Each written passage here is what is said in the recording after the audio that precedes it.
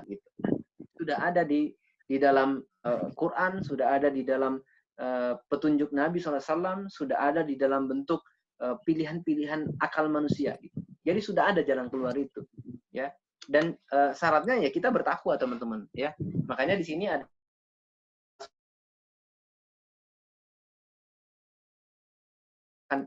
kuasa kita, ikhtiar manusia.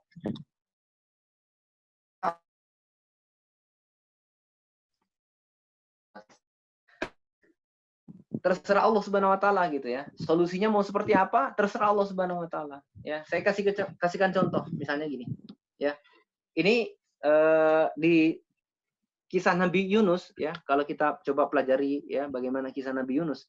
Itu kan Nabi Yunus ditelan sama ikan, ya. Dan dia kalau bicara tentang ikhtiar yang dia lakukan cuma satu sebenarnya, bertaubat, ya. Mengakui bahwa dia salah, ya. Mengakui bahwa dia itu kemudian zolim, gitu. Mengaku dirinya seakan-akan dia tuh punya kuasa untuk membuat orang itu beriman atau tidak, ya. Akhirnya ketika umatnya tidak mau beriman, dia marah, gitu. Padahal orang mau beriman atau tidak, Nabi itu nggak boleh marah, gitu. Nggak pantas, karena bukan Tuhan, gitu. Akhirnya kemudian ditelan sama ikan, lalu kemudian solusinya apa? Ya dia cuma bertobat, itu ikhtiar manusia. Jadi kadang ikhtiar manusia itu tidak relevan dengan apa yang akan menjadi solusinya. Misalkan pengen keluar dari perut ikan, ya harusnya kan keluar berusaha untuk keluar dari mulutnya dan seterusnya. Tapi tidak, yang dilakukan Nabi Yunus itu cuma bertaubat saja. Lalu kemudian terserah Allah mau ngasih solusi seperti apa. Ternyata Allah ngasih jalan keluar, ya selamatkan Nabi Yunus keluar dari ya. Kemudian Nabi Musa juga sama. Di saat Nabi Musa kemudian dipepet oleh pasukan Firaun, di belakang, di depannya itu kemudian ada laut merah gitu, ya. Maka Nabi Musa tidak bisa berbuat apa-apa, ya. Tidak bisa berbuat apa, dia cuma punya ikhtiar sampai di pinggir laut gitu, di bibir pantai. Dia cuma punya ikhtiar sampai di situ, ya. Dan kadang ikhtiar berikutnya itu nggak masuk akal. Dia cuma punya ikhtiar tuh melemparkan menggunakan tongkatnya untuk membelah lautan gitu. Ini tidak masuk akal kan sebenarnya. Tapi terserah Allah mau kasih jalan keluar sepertinya, lalu kemudian laut merah itu dibelah. Lalu lewatlah Nabi Musa, ya, dan selamatlah Nabi Musa dan para pengikutnya. Begitupun dengan Nabi Ibrahim, ya. Lalu kemudian Allah mendinginkan api itu. Tapi sebaliknya kita juga punya cerita tentang bagaimana kemudian kisah kaum Nabi Lut, ya. Di mana kaum Nabi Lut itu kemudian membangkang kepada Allah Subhanahu wa taala, maka terserah Allah Subhanahu wa taala, kemudian Allah mengazabnya. Jadi ini adalah bagaimana ibrah atau kemudian pelajaran yang bisa kita ambil dari adanya solusi yang dilakukan oleh manusia, dan ada solusi terserah Allah Subhanahu wa taala mau kasih seperti apa. Termasuk dengan corona ini sebenarnya ikhtiar manusia itu sampai di mana sih? Nanti Allah punya solusi sendiri, terserah Allah mau seperti apa. Mau ini sampai akhir tahun 2020 kayak, mau sampai Juli kayak, mau sampai Ramadan selesai kayak, dan seterusnya. Ya itu terserah Allah Subhanahu wa taala gitu. Kita nggak tahu, ya. Yang penting kita fokus kepada dua lingkaran tadi, mana yang kita kuasai. Nah, ternyata Allah Subhanahu wa taala kemudian memberikan dua jalan. Wa hadainahu najdain. Kami beri dua jalan. Jalan apa saja? Fa'alhamaha fujuraha wa taqwaha. Mau memilih jalan yang takwa atau yang fujur. Jadi Allah Subhanahu wa taala memberikan kuasa, pilihan, kebebasan kepada kita untuk memilih ikhtiar apa yang kita mau tempuh gitu. Ikhtiar fujur atau ikhtiar takwa, ya. Nah, mau pilih yang mana teman-teman? Mau ikhtiar yang fujur, yang kejelekan, yang kejahatan,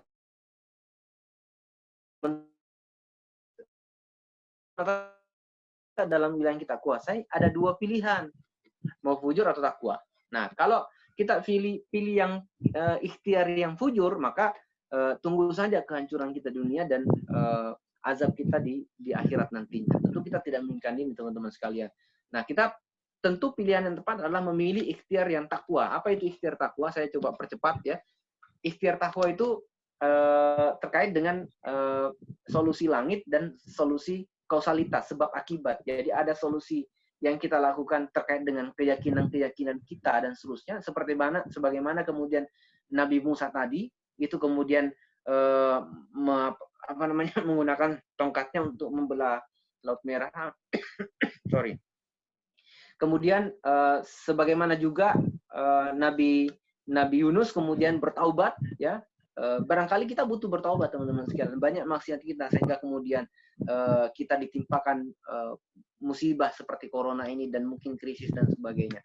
Itu solusi-solusi langit, ya. Dan solusi kausalitas itu adalah hal-hal apa saja yang kemudian secara akal kita, kalau kita lakukan ini maka hasilnya seperti itu, ya. Maka barangkali itu yang bisa kita lakukan. Nah, solusi langit itu ada dua, teman-teman sekalian, bisa dilakukan, bisa coba. Tidak hanya terkait dengan bisnis, tapi nanti teman-teman secara personal bisa melakukan. Karena memang ada solusi langit terkait dengan personal dan bisnis. Terkait dengan personal, teman-teman sekalian, teman-teman itu harus punya spiritual belt. Ya, ini adalah satu apa namanya pengaman yang luar biasa kalau teman-teman punya. Ya, spiritual belt ini penting sekali. Pertama, teman-teman harus punya akidah yang kokoh. Akidah yang kokoh itu yang terkait dengan rezeki, ajal, ya, keyakinan terhadap pencipta dan seterusnya, ya. Kalau itu clear, teman-teman sekalian, maka seluruh yang dalam hidup kita ini semuanya sudah selesai sebenarnya. Apa yang menimpa kita, apa yang kemudian akan kita hadapi, semuanya terkait dengan akidah kita, ya. Dan kemudian agar kita bisa lebih mantap lagi, itu ditambah dengan aktivitas-aktivitas ibadah yang kita lakukan, seperti sholat tahajud, ya, sholat duha, tilawatul Quran, ya, mentadaburi Quran dan seterusnya.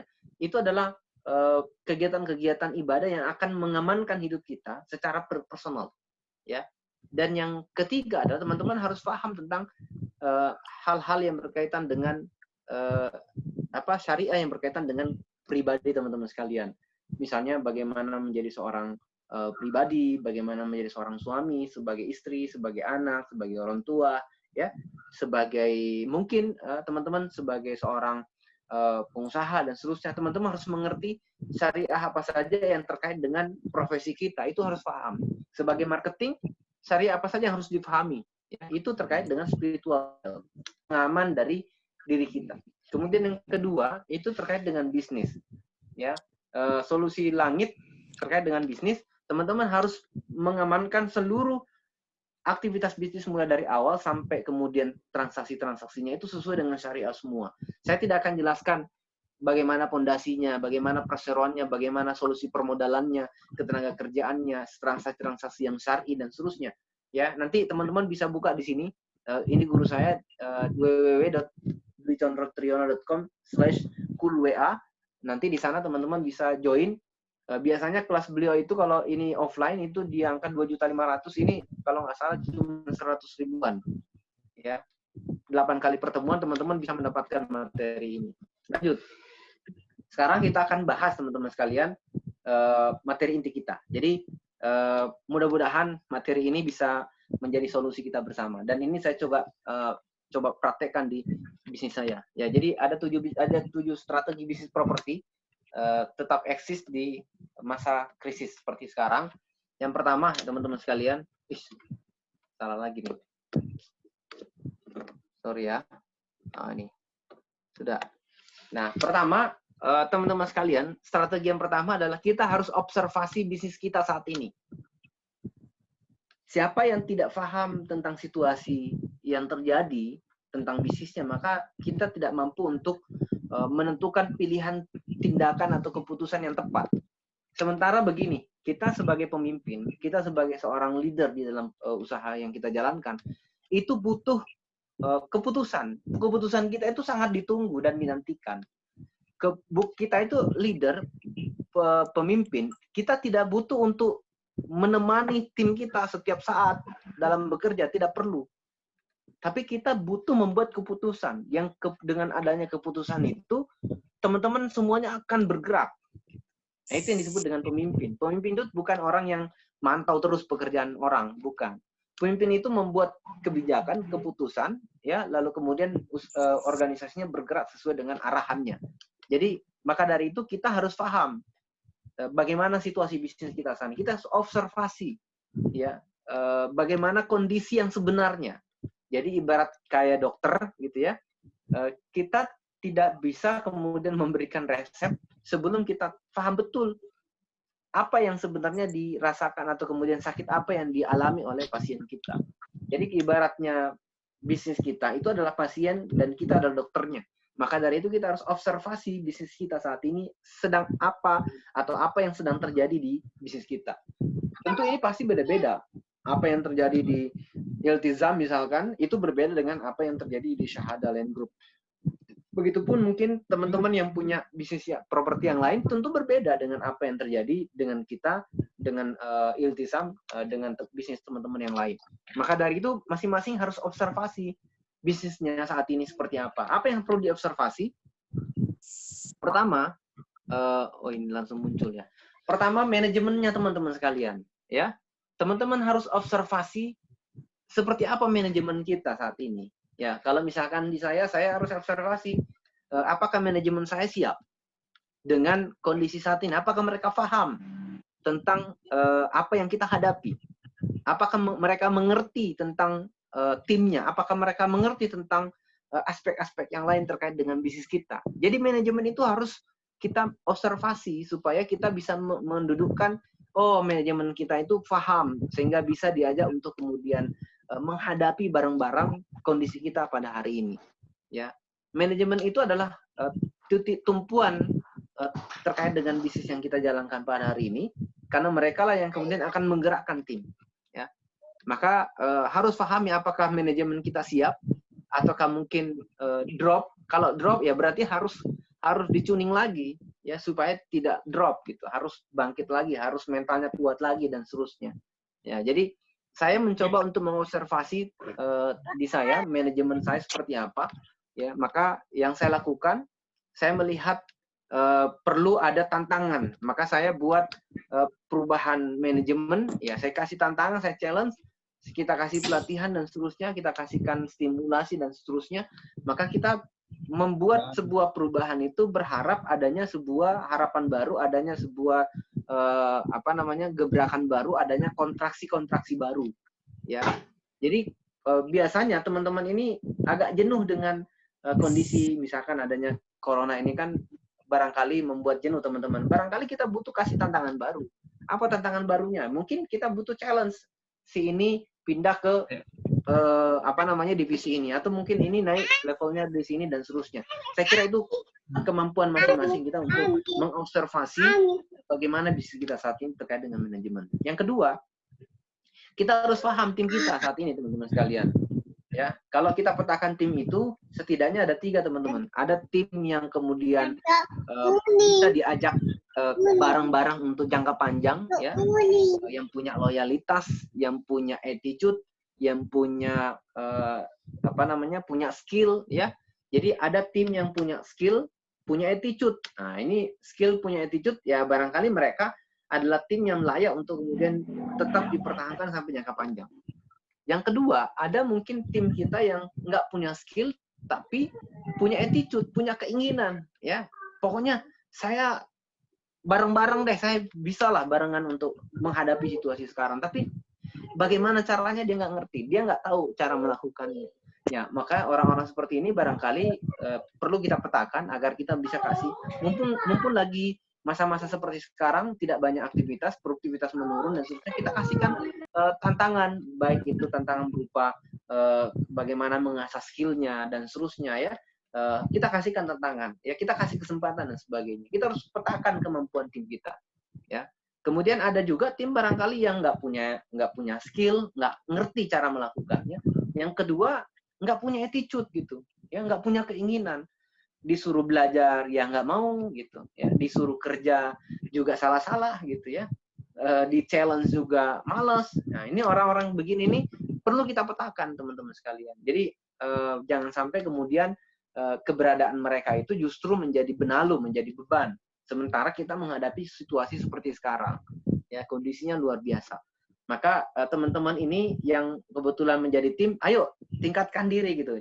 Kalau misalkan di dalam dirinya masih punya, ayo punya keinginan untuk kemudian belajar, punya keinginan untuk kemudian latihan, ya, punya keinginan untuk kemudian menjadi lebih baik dan seterusnya. Itu sudah satu harapan yang bagus lah, ya, daripada kemudian sudah nggak punya keinginan, hopeless dan seterusnya. disuruh belajar nggak mau, disuruh datang nggak datang, dan seterusnya. Jadi jangan sampai menjadi tim seperti itu. Kita nggak mau. Ya. Kemudian yang ketiga adalah teman-teman harus tahu bagaimana kondisi produksi. Berapa di project mana yang kita punya kewajiban pekerjaan apa dan sebagainya. Kita harus paham itu. Ya, apa kaitannya nanti dengan strategi yang lain. Jadi yang paling penting kita harus mengerti bagaimana kemudian kondisi di setiap project kita. Project A misalkan, oh ini sudah selesai. Kita sudah handover dari sisi produksi, sudah nggak ada produksi. Oke, karena nggak ada produksi, berarti di sana nggak ada biaya, nggak ada lagi pekerjaan, nggak ada biaya lagi, berarti kita bisa fokus kepada project yang lain. Misalkan project B, oh masih ada pekerjaan yang tersisa dari 100%, mungkin ada 10% pekerjaan yang belum selesai. Pekerjaan-pekerjaan ini nanti kaitannya dengan apakah kita harus tunda atau seperti apa, nanti ada strategi yang berikutnya. Tapi intinya kita harus mengerti, teman-teman harus mengerti bagaimana kemudian produksi yang terjadi di proyek masing-masing. Kemudian yang keempat, teman-teman juga harus paham tentang bagaimana legalnya. Ya, proyek A misalkan legalnya sudah sampai mana, sudah split misalkan, sudah balik nama kepada konsumen, atau mungkin masih sertifikat atas nama kita, atau bahkan belum misalkan. Kita harus paham itu, ya, sampai di mana kemudian titik aman dari legal project kita, ya. Karena itu penting supaya kita bisa nanti mengambil tindakan yang tepat terkait dengan kondisi project kita. Kemudian yang terakhir ini yang penting. Ya, ini yang penting teman-teman. Observasi bisnis kita terkait dengan keuangan. Ini penting sekali. Karena inilah keuangan atau cash flow, inilah darah dari bisnis kita, darah dari project kita.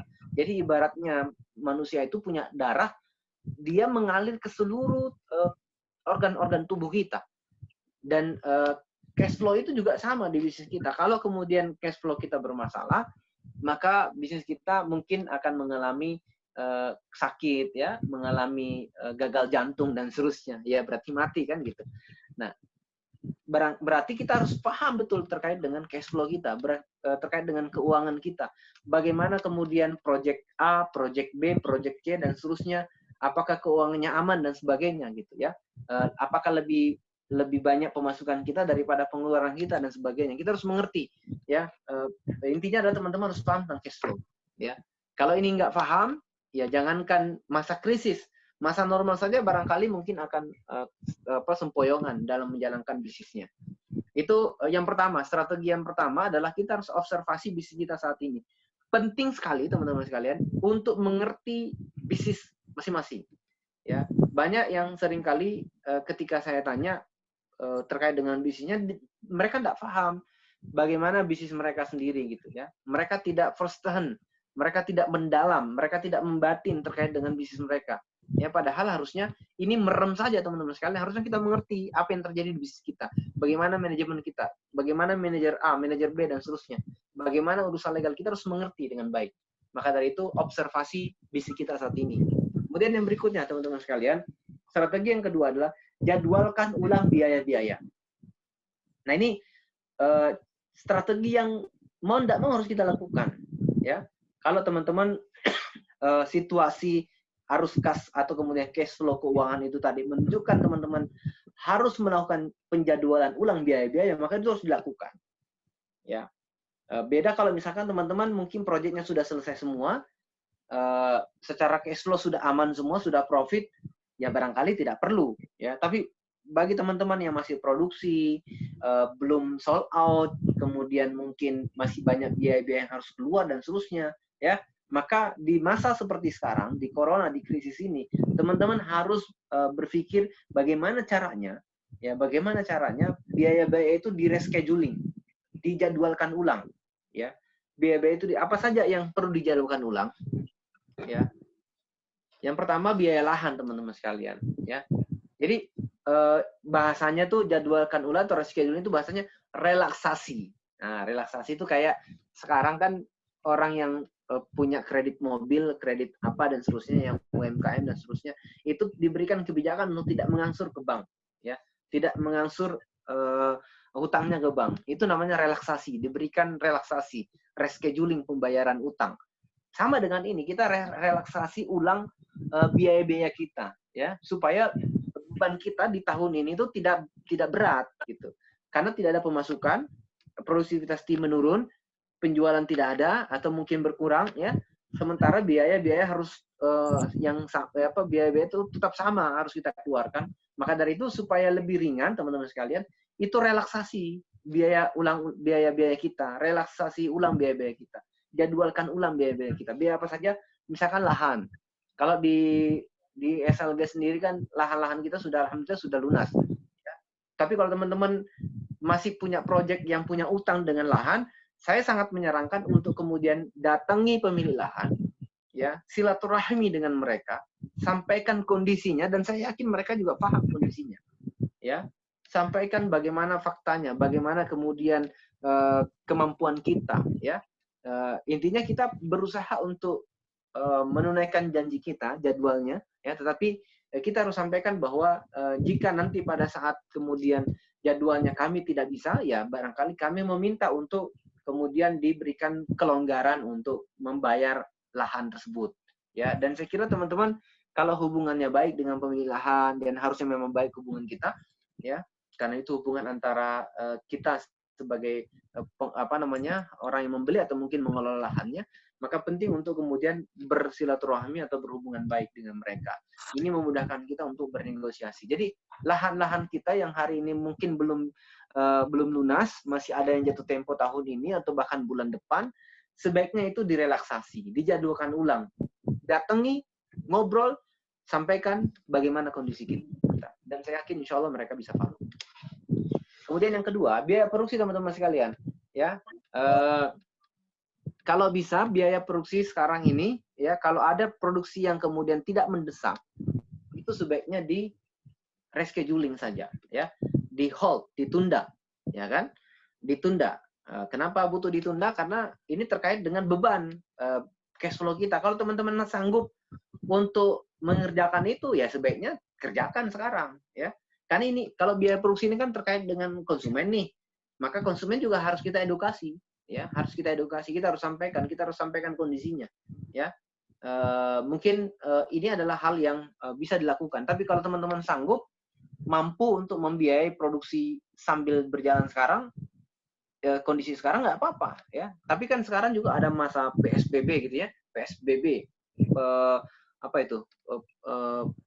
Ya singkatannya apa itu? Saya lupa. Pembatasan ya, sosial pembatasan apa itu? Sosial. Ya, itulah. Ya, pembatasan sosial berskala besar gitu ya. Berskala besar, ya.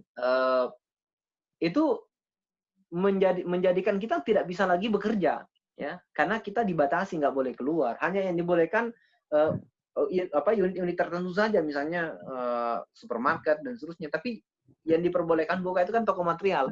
Ya berarti produksi itu masih boleh sebenarnya.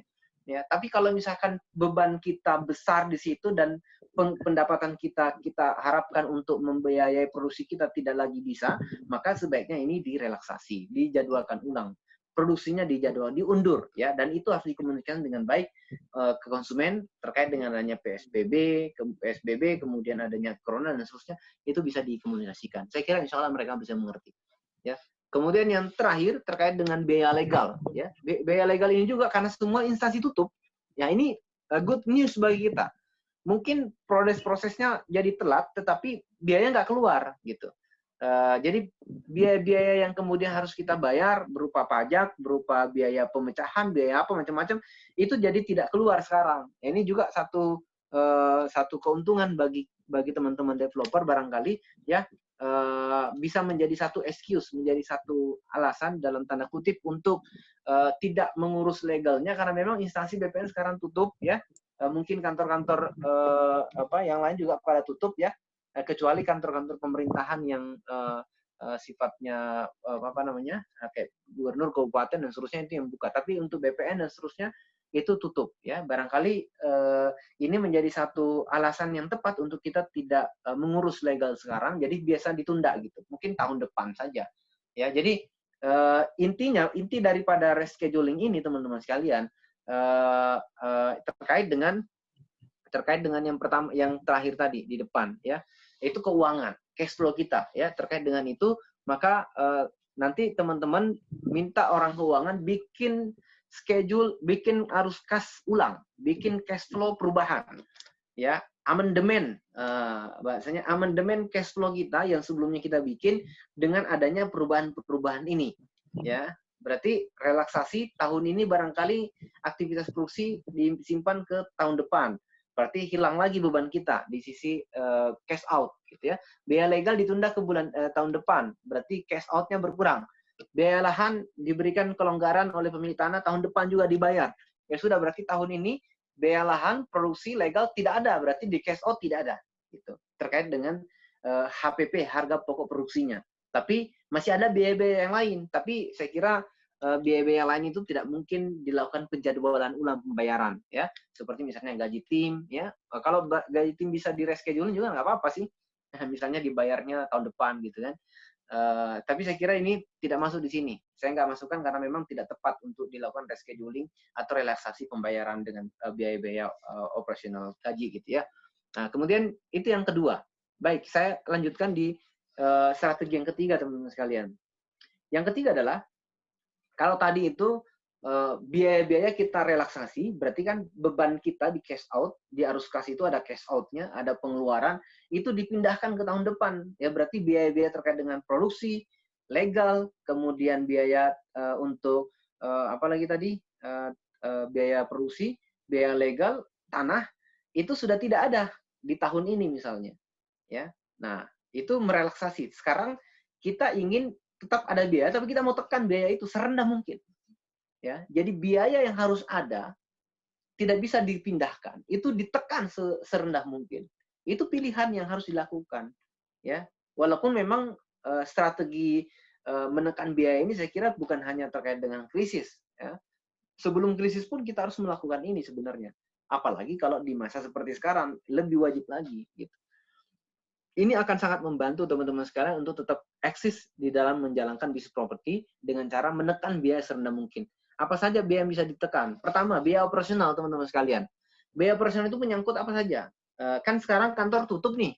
Kalau PSBB mungkin dilakukan, sudah nggak boleh lagi buka kantor. Ya, maka di kantor itu listrik mungkin nggak perlu lagi. Ya, kalau yang pakai voucher prabayar, ya tidak perlu diisi. Kemudian internet diputus saja. Kalau memang bayangkan kalau misalkan itu 1 juta misalkan atau mungkin 500, itu cukup membebani. Kalau misalkan arus cash flow teman-teman itu cuma sekian puluh juta, ya. Tutup itu, ya. Kemudian apalagi air barangkali atau mungkin biaya-biaya apalagi, ya, kebersihan dan seterusnya itu tutup semua. Semua biaya-biaya operasional yang terkait dengan itu semua hilangkan, ya.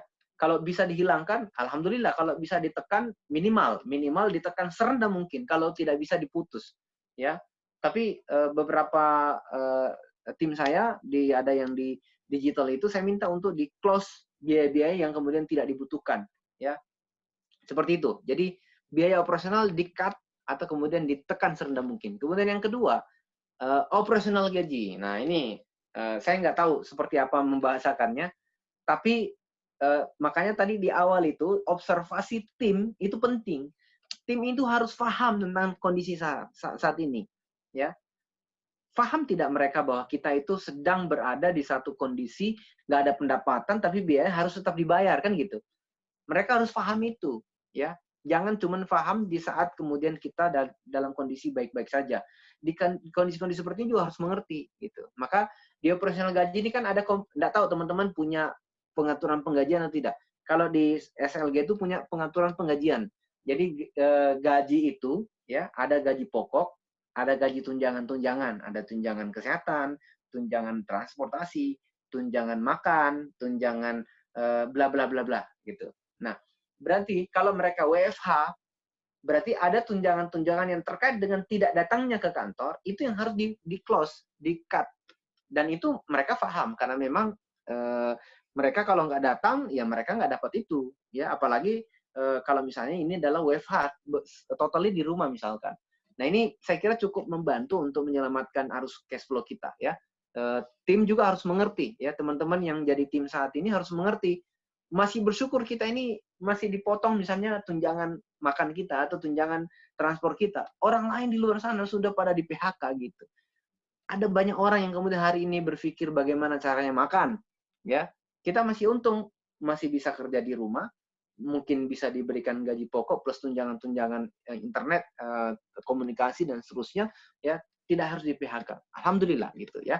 Nah, itu yang kedua. Kemudian yang ketiga, amankan aset di proyek. Nah, ini penting.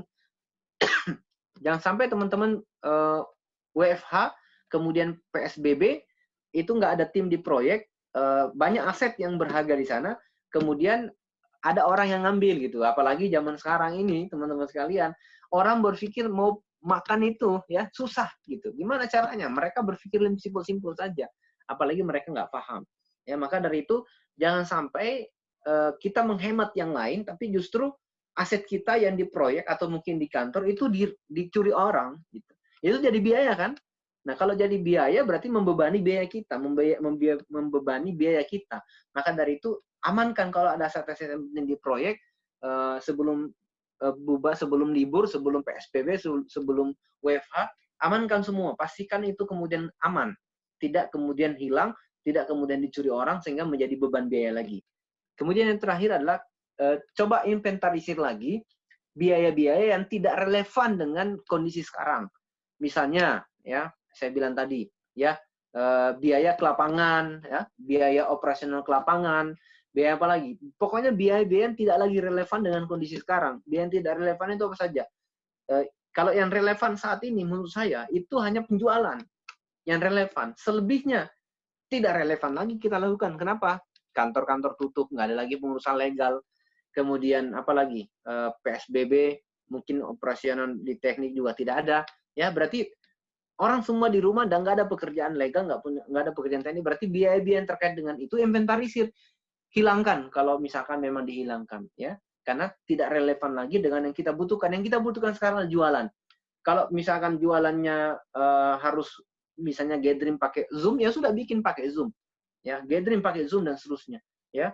Survei lokasi gimana caranya? Ya sudah bikin survei lokasi, datang ke lokasi mungkin satu orang bikin live dan sebagainya, nggak masalah, gitu, ya.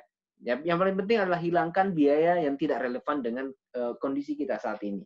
Itu strategi yang ketiga adalah tekan biaya serendah mungkin. Kalau tidak bisa dihilangkan. Kalau yang pertama kan relaksasi itu ditunda ke tahun depan. Yang ini rendah serendah-rendahnya, tekan biaya serendah mungkin atau mungkin dihilangkan biayanya. Nah, yang keempat teman-teman sekalian, ya, pertahankan pertahankan sumber pemasukan utama. Ini otomatis ya bahasa Inggris.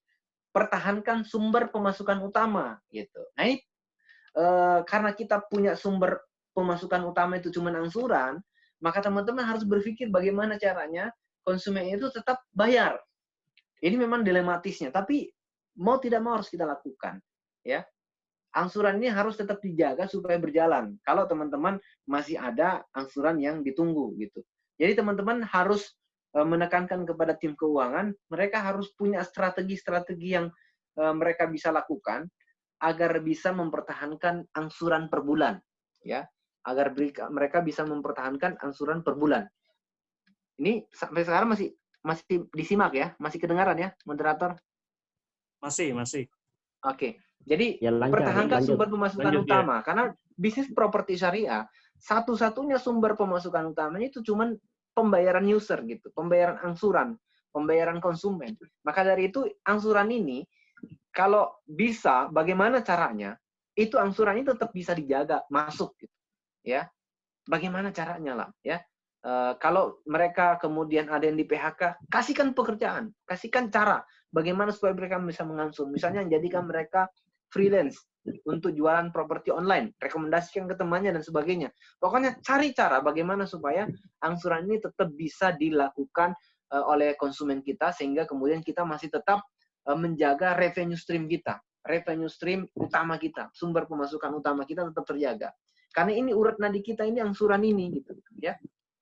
Kalau tidak ada ini, berarti kita nggak makan, gitu. Nggak makan berarti kita loyo, kita bisa jadi pingsan, ya, bisa jadi mati, gitu ya, gara-gara nggak makan. Nah, ibaratnya proyek kita ini, angsuran ini adalah makanan kita, asupan nutrisi kita. Kalau itu tidak ada, ya ini bahaya, gitu. Maka pertahankan sumber pemasukan utama. Bagaimana caranya? Ini saya kira teman-teman punya kemampuan, ya, timnya nanti itu punya kemampuan untuk bagaimana supaya ini bisa dipertahankan. Saya sendiri rutin menanyakan kepada tim, bagaimana strateginya? Oh, mau diginiin ya sudah dilakukan, mau dicoba ya sudah lakukan gitu. Jadi harus ada strategi. Mungkin ada orang yang kemudian menahan pembayarannya karena mungkin masa-masa seperti ini, nggak apa-apa, tapi kita harus cari cara bagaimana supaya mereka tidak menunda pembayarannya. Ini penting karena kita akan saling membantu, ya. Kita akan terus eksis. Kalau tidak eksis, ya, gara-gara angsuran tidak masuk, barangkali berefek kepada proyek kita, dan proyek kita berkaitan dengan mereka juga. Jadi memang harus mereka paham, ya, bagaimana kemudian kita harus tetap survive. Maka dari itu mereka juga harus bisa support terkait dengan bagaimana proyek ini, karena ini tidak semata-mata bukan kepentingan kita saja, kepentingan bersama sebenarnya, ya, karena ini berkaitan dengan hak-hak mereka yang akan kita tunaikan dengan baik dengan adanya penyelesaian kewajiban-kewajiban mereka. Itu yang keempat, teman-teman sekalian. Yang kelima, ya, maksimalkan sumber pendapatan utama. Jadi kalau tadi itu ada mempertahankan sumber utama pemasukan, yang ini adalah memaksimalkan. Kita harus maksimalkan apa saja. Pertama, piutang konsumen. Yang ada konsumen menunggak, ya, saatnya lah kemudian kita harus tagih secara brutal, ya. Saatnya lah kemudian kita harus komunikasikan dengan baik bagaimana caranya mereka bisa mengangsur, mereka bisa memproses pembayaran itu kembali, ya, supaya bisa membantu kita, ya. Jadi piutang konsumen itu harus ditagih, ya. Jangan dibiarkan, ya, ditagih, dijelaskan bagaimana kebutuhan kita, bagaimana kemudian kewajiban untuk membayar utang dan seterusnya, maka kita harus lakukan. Jadi memaksimalkan sumber pendapatan utama itu dengan cara piutang konsumen. Saya sendiri di Syahada Land Group itu ada lumayan banyak, ada sekitar 1 M lebih piutang konsumen yang menunggak. Bukan piutang yang akan dibayar, tetapi piutang yang harusnya dibayar tapi belum dibayar. Itu sekitar 1 miliar lebih, dan itu cukup besar. Maka kita punya target di keuangan bagaimana caranya supaya itu bisa kita collect secepatnya. Dan itu cukup membantu untuk bagaimana penyehatan arus cash flow kita. Jadi piutang-piutang konsumen itu ditagih yang menunggak, ya. Karena ini kewajiban. Kita harus mengingatkan, kita harus menagih, kewajiban kita menagih, mengingatkan, mendakwahi, menjelaskan dan seterusnya, ya. Kemudian yang kedua, tagih piutang berelasi. Piutang berelasi itu siapa? Mungkin teman-teman punya dulu, ya, dengan siapa yang kemudian di proyek itu pinjam uang, ya, atas nama pribadi, ya sudah, itu harus diminta. Piutang berelasi itu harus ditagih lagi, ya. Dengan siapa terserah, saya tidak mengerti bagaimana membahasakannya, tapi intinya adalah kalau di saya, misalkan ada orang yang kemudian pernah minta tolong, ya, dengan akad pinjam dan seterusnya, ya, itu relasi kita, ya, kita buatkan surat perjanjian dan saatnya kita harus tagih, ya, kita harus tagih karena itu cukup membantu. Kemudian yang ketiga adalah tawarkan pelunasan angsuran kepada konsumen. Misalkan teman-teman punya data nih, dari 100 konsumen ada 10 konsumen yang terbaik, yang angsurannya itu rutin berjalan, ya, dengan tanpa tunggakan, ya. Mungkin juga tidak terdampak dengan corona. Maka tawarkan pelunasan. Mungkin mereka ditawarkan pelunasan, misalkan bayar 1 tahun, bayar 2 tahun sisanya dan seterusnya. Kalau mereka punya kemampuan, jelaskan tentang bagaimana keutamaan membayar utang dan seterusnya lebih cepat dan sebagainya. Barangkali teman-teman bisa memberikan juga semacam potongan, ya. Tapi ini tidak boleh disepakati, ya. Teman-teman secara sepihak akan memberikan kebijakan potongan sekian bulan misalnya gitu. Kalau dibayar sekian tahun kita kasih potongan misalnya, itu boleh, ya, tapi jangan disepakati, ya. Karena kalau disepakati jadi riba. Jadi jangan disepakati tapi diberikan kebijakan secara sepihak untuk dipotong, ya, kalau mereka melakukan pelunasan, ya. Jadi ini saya kira ini akan membantu kita untuk bagaimana supaya sumber pendapatan utama kita bisa tetap maksimal. Kemudian yang terakhir, ya, tentu teman-teman harus tetap jualan, ya, dengan cara yang adaptif. Bagaimana adaptasi penjualan kita di masa corona? Ya, teman-teman harus pahami bahwa sebenarnya market itu kan sebenarnya tidak hilang uangnya, gitu. Uangnya mereka ada. Ada juga teman-teman saya di posting, wah, jualan lagi, closing lagi dan seterusnya, ada juga, ya. Dan memang uang-uang orang-orang saat ini tuh itu ada gitu.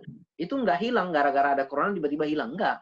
Duit itu tetap ada, tapi nggak muter gitu. Nah sekarang bagaimana cara kita beradaptasi jualan supaya uang-uang mereka itu bisa masuk gitu ke kita. Nah saya kira nanti kaitannya dengan apa ya, strategi-strategi kita untuk jualan seperti apa, gimmick-gimmicknya seperti apa, bahasa-bahasa marketingnya mungkin begini. Bahasa marketingnya adalah properti itu dikaitkan dengan daya tahan nilai uang kita, ya. Kalau misalnya uang kita disimpan di deposito, mungkin tergerus dengan inflasi, kemudian dipengaruhi oleh dolar dan seterusnya, ya. Tapi kalau di properti, ya cenderung akan terus naik dan seterusnya. Ya, mungkin itu edukasi yang bisa kita lakukan. Tetapi intinya adalah cara apa saja yang memungkinkan untuk kita bisa jualan dengan mudah di masa sekarang itu harus kita lakukan. Itu cara kita untuk memaksimalkan sumber pendapatan utama. Yang keenam, teman-teman sekalian, kalau sudah pendapatan sumber utama dipertahankan, angsuran, kemudian yang kedua memaksimalkan sumber pendapatan dengan cara menagih piutang-piutang, ya, kemudian menagih tunggakan, kemudian apalagi melakukan penjualan yang adaptif, kemudian apalagi yang ketiga tadi, ya, maka yang berikutnya kita tambah kategori produk, ya, tambah kategori produk. Jadi mulai dari mempertahankan pendapatan sumber utama, memaksimalkan pendapatan sumber utama, sampai menambah produk kategori. Ini kaitannya dengan memperbesar omset, menambah pendapatan, ya. Kalau yang sebelumnya itu, strategi yang sebelumnya itu kan relaksasi sama menurunkan biaya serendah mungkin, itu adalah terkait dengan cash out, beban biaya. Kalau ini terkait dengan pendapatan, jadi pendapatan harus dinaikkan, biaya harus ditekan serendah mungkin. Ya, ini hanya bisa dilakukan dengan cara begini agar bisa kita eksis di masa krisis. Kalau kebalikan, itu pasti jangankan nggak krisis, normal pun kita nggak akan jalan. Jadi strategi yang keempat, kelima, keenam ini adalah terkait dengan bagaimana memaksimalkan pendapatan kita. Yang keenam adalah tambah kategori produk. Ya, jadi ini namanya bahasanya pivot bisnis. Ya, pivot bisnis. Nah, pivot bisnis itu kita punya bisnis utama properti, maka kita akan tambah kategori produk yang berkaitan dengan properti gitu. Misalnya teman-teman punya ilmu di mana? Membuat cash flow yang aman, membuat visibility study dan seterusnya, ya. Akuisisi lahan dan sebagainya. Bagaimana memulai bisnis properti, ya. Teman-teman punya ilmunya, itu jual. Bikin webinar yang berbayar, ya, biayanya murah saja, ya. Mungkin satu orang cukup bayar 50.000, ya, kali 1.000 orang, ya, berapa tuh, ya, 50.000 mungkin dapat berapa itu, 5 berapa tadi, 5 juta barangkali, ya. Lumayan, 50.000 kali 1.000 orang gitu, ya, dapat 5 juta, luar biasa. Itu dengan jual ilmu gitu. Ada juga jasa tim, misalnya tim itu punya kemampuan untuk menggambar, ya, barangkali, ya, mungkin bisa dibuka layanan untuk gambar rumah, ya, gambar perencanaan dan seterusnya. Mungkin orang saat ini stay at home itu pengen renov rumahnya sekalian, ya, mumpung ada waktu untuk memantau rumahnya, ya, barangkali bisa ditawarkan jasa kita. Kemudian sewakan aset atau alat. Mungkin teman-teman punya aset, punya alat berupa kamera, mungkin punya apalah yang bisa disewakan. Pokoknya sekarang apapun yang bisa menghasilkan itu dibuat menghasilkan. Gak ada cara lain, ya. Kemudian yang keempat adalah tawarkan layanan baru kepada konsumen kita. Barangkali ada yang kita sudah punya rumah, ya, konsumen yang punya rumah, kemudian kita tawarkan bikin kanopi misalnya, ya. Bikin kanopi, kita bikinkan kanopi. Atau misalnya tawarkan untuk pembelian furniture misalkan, ya, furniture kita yang belikan, ya, kita datangkan, kita dapat selisih margin dan seterusnya, ya. Atau mungkin bikin kitchen set dan sebagainya, tawarkan layanan-layanan baru yang berkaitan dengan produk utama kita tentang properti, masih terkait dengan properti. Dan yang terakhir, kalau perlu teman-teman sekalian, launching produk baru. Ya, ini agak nyeleneh, tapi kadang begini, kadang kita perlu melakukan cara-cara yang nggak lazim, tapi itu insya Allah bisa berhasil. Misalnya kita launching produk baru. bikin saja produk baru misalnya harga tanahnya misalkan 50.000 per meter, ya. Sekarang banyak konsumen yang pengen investasi. Jadi kalau jadi end user mungkin tidak, tapi jadi investor mereka mau. Jadi mereka itu melihat kondisi sekarang di masa krisis teman-teman sekalian, it's time to buy. Itu waktu bagi investor untuk membeli. Nah, kita memanfaatkan ini, kita bikin produk khusus bukan untuk end user, tapi bikin produk untuk investor. Ya barangkali kita punya 1 hektar, harga 50.000 per meter. Di satu sisi kan saat ini, para pemilik tanah itu butuh duit. Nah, barangkali mereka butuh duit, jual murah. Ya sudah, kita beli harga 50.000 per meter, kita jual, tawarkan kepada investor, nggak usah ambil margin yang banyak. Cukup ambil 50.000 marginnya, ya jual 100.000 per meter. Ya, berarti berapa tuh harganya? 500 juta belinya, jualnya 1 miliar, dapat selisih 500 juta. Cuman hitungan mungkin 1 bulan, tawarkan kepada 10 orang. 10 orang kan 100 juta tuh. Berarti kalau 10 orang 1 miliar, terbayar itu tanahnya, kita dapat selisih 500 juta. Benefit yang kita bisa tawarkan kepada investor, kita akan kelolakan tanahnya nanti ya, atau mungkin kita sudah bisa langsung pasarkan dengan harga yang marginnya juga tidak terlalu banyak-banyak. Mungkin harga 200.000 sudah dengan legal dan seterusnya ya. Dijual kafling-kafling kepada konsumen yang mau investasi juga, ya barangkali itu enteng juga, mungkin 20 juta, 30 juta per kafling misalnya. Ya, intinya adalah kita pikirkan bagaimana caranya supaya kita bisa dapat uang. Pasti ada jalannya. Mungkin dengan cara begini tidak apa-apa ya. Atau misalkan tadi bukan bagi hasil, tapi kita beli 50.000, kita jual ke dia 1 miliar, 500 juta kita belikan, kita jual 1 miliar. Setelah itu kemudian nanti kita janji ke dia, kalau ini selesai corona gitu ya, kita akan kelola lahannya, akadnya bisa jual beli, kita beli lagi tanahnya dengan harga 150.000 per meter. Boleh kok, nggak ada masalah. Yang penting akadnya benar-benar terpisah. Ya. Dan saya kira investor akan berpikir, ya oh ini kalau saya dapat 50.000 per meter semua 1 tahun lebih bagus dari deposito gitu. Ya saya kira ini cara-cara yang bisa teman-teman lakukan ya. Karena begini, di saat orang kemudian tidak buka proyek, di saat itulah kemudian waktu yang tepat untuk buka proyek. Ada satu ilmu dari Jepang atau dari Cina kalau nggak salah, dia mengatakan begini, bukalah di tempat orang yang tidak dia buka. Gitu. Bukalah di saat kemudian orang sudah tutup tokonya. Jadi kalau orang tutup tokonya kita buka. Kalau orang kemudian tidak buka proyek kita buka. Di saat orang tidak menjual kita jualan. Ya, sama seperti misalkan travel sekarang. Kalau travel saat ini kemudian dilarang untuk jualan, bukan dilarang ya, ditutup umroh dan haji ya. Tapi kan bukan berarti nggak boleh jualan. Ya sudah, di saat orang sekarang travel nggak jualan sama sekali, saat yang tepat justru harusnya kita jualan. Karena semua travel pada nggak jualan, berarti market yang tadinya market mereka itu pada nggak dijualin sama mereka. Ya sudah, waktunya kita marketing, waktunya kita jualan. Jualan bagaimana caranya? Mungkin jualannya adalah deposit dulu, ya tahun depan baru naik sesuai jadwal nanti yang akan keluar dan seterusnya. Jadi banyak cara yang bisa kita lakukan. Itu strategi yang keenam, yakni menambah kategori produk. Jadi kita menekan biaya, yang kedua kita menaikkan pendapatan. Ini cara yang bisa kita lakukan agar bisa eksis.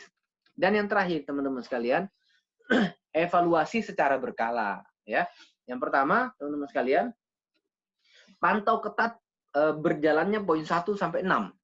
Wah, kita harus pantau terus, observasi terus bagaimana manajemen kita, bagaimana tim kita, siapa yang produktif, siapa yang enggak dan seterusnya. Ya, kemudian apalagi hutang-hutang kita sudah direlaksasi, kemudian biaya-biaya kita sudah tekan, ya, ada biaya tekan dan seterusnya. Kemudian tekan bagaimana kemudian pendapatan itu terus ditingkatkan, tagih secara brutal hutang-hutang kita, kemudian tambahkan layanan-layanan produk baru yang bisa kita jual dan seterusnya. Proyek-proyek yang baru mungkin yang bisa ditawarkan kepada investor itu kita tingkatkan lagi dan sebagainya. Jadi kita harus memantau itu secara berkala teman-teman sekalian, secara ketat, ya. Berjalan atau tidak, kalau misalnya berjalan dan sukses maka kita maksimalkan lagi, ya. Barangkali oh ya sudah, dari 1 hektar yang kita jual ini sudah terjual misalkan setengahnya, ya sudah kita tingkatkan lagi, kita maksimalkan lagi. Tapi kalau tidak teman-teman sekalian, kita harus buat restrategi. Restrategi bila meleset. Mungkin restrateginya misalnya begini. Saya kasih contoh. Kalau memang terpaksa, ya, kalau memang terpaksa teman-teman yang punya bisnis properti itu kemudian harus meng-cut biaya-biaya terkait dengan operasional, ya. Tadi biaya operasional terkait apa saja? Ada operasional kantor, ada operasional gaji, ya, ada biaya terkait dengan yang lain-lain. Nah, kalau memang harus terpaksa adalah merumahkan atau kemudian bukan PHK, merumahkan tim dalam arti bahwa mereka tidak perlu kerja 1-2 bulan, nanti setelah kemudian masa krisis ini berlalu, mereka dipanggil lagi dan baru digaji lagi. Itu mungkin bisa juga dilakukan kalau memang perlu, ya. Tapi kalau tidak perlu, teman-teman pendapatannya juga bagus, kinerja mereka bagus, ya. Saya kira kalau kinerja mereka bagus, pendapatan kita tetap bisa pertahankan. Ya nggak perlu ada yang seperti itu. Tapi kalau misalkan perlu, maka harus ada restrategi bila semua yang kita lakukan itu tersebut kemudian meleset. Kenapa? Karena ini penting, teman-teman sekalian. Karena berkaitan dengan penyelamatan bukan cuma karyawan kita, tapi seluruh konsumen kita. Itu juga harus kita coba pikirkan. Ya, bukan cuma terkait dengan kita atau tim, tapi berkaitan dengan seluruhnya. Kita harus sama-sama berpikir mencari jalan keluar yang terbaik untuk ini. Kalau memang itu tidak perlu, ya ngapain? Gitu. Kita cukup maksimalkan yang ada, menekan biaya, merelaksasi biaya, kemudian meningkatkan pendapatan kita. Saya kira itu 2 poin yang menjadi kunci untuk dari strategi yang kemudian kita bahas pada malam hari ini. Saya kira begitu teman-teman sekalian, mudah-mudahan bermanfaat. Kita lanjutkan mungkin tanya jawab atau kemudian diskusi. Saya serahkan kembali kepada moderator.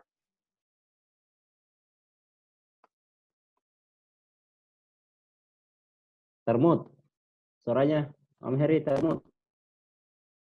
Baik, luar biasa sekali, sangat dahsyat materinya. Tadi 7 strategi bisnis properti ya, yang bisa tetap eksis di masa krisis saat ini.